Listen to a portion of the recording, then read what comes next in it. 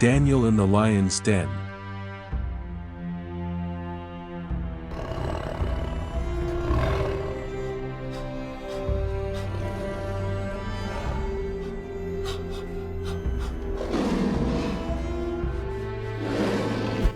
Daniel in the lion's den is one of the best-known stories in the Bible, and it's recorded in the book of the same name in chapter 6.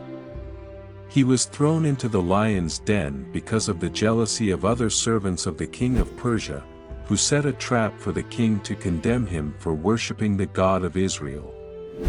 The episode occurred during the reign of Darius, in which time Babylon had already been conquered by the Medo-Persian Empire, which caused the death of King Belshazzar.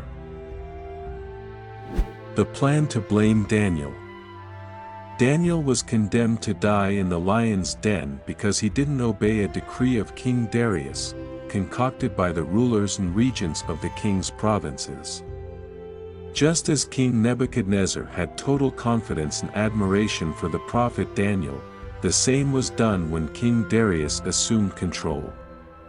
He saw Daniel's qualities and appointed him as one of the 3 men who governed his entire empire. However, Daniel excelled among the others, and as a consequence the king decided to place him above the other regents, making him the second most important man in the empire. This caused the anger and jealousy of the other regents, who tried to find some way to blame Daniel before the king. Since they could not accuse him of anything, because Daniel was righteous and devout to the God of Israel, they plotted a plan. They went to the king and asked him to approve a new decree. This decree prohibited anyone, within 30 days, from making any petition except to the king himself. Whoever disobeyed should be thrown into the lion's den. Since they knew that Daniel loved and worshipped his God every day, they knew that Daniel would be in a very difficult situation. Even knowing the decree, the prophet went into his house and prayed to God as usual. His room had its windows pointing to the Jerusalem side. There he prayed and rendered praise to the Lord 3 times a day.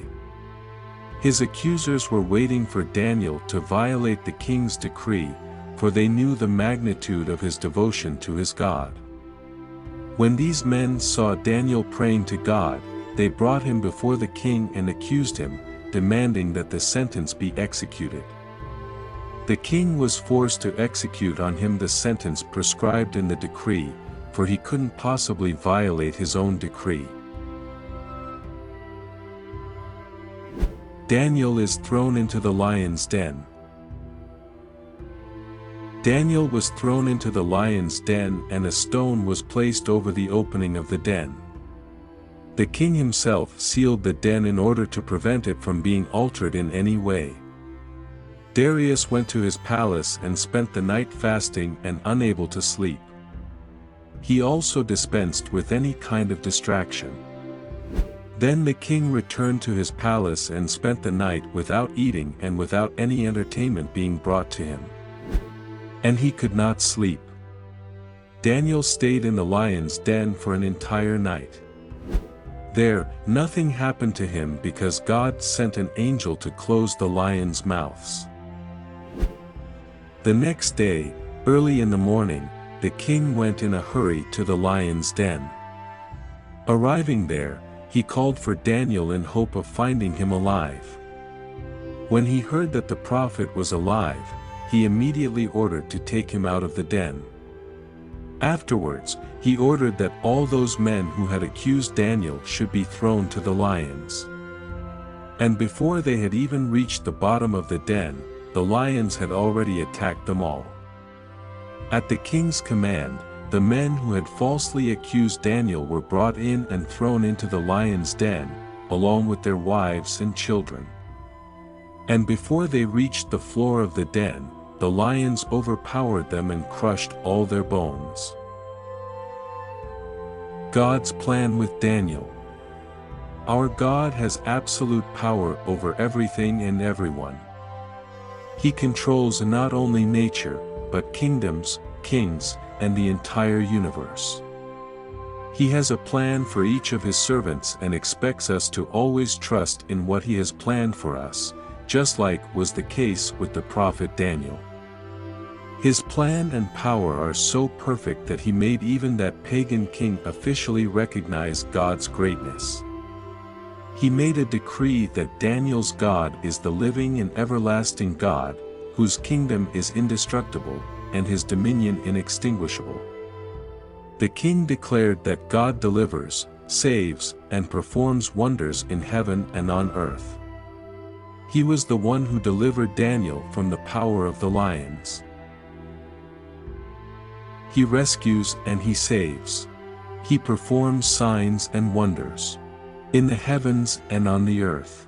He has rescued Daniel from the power of the lions.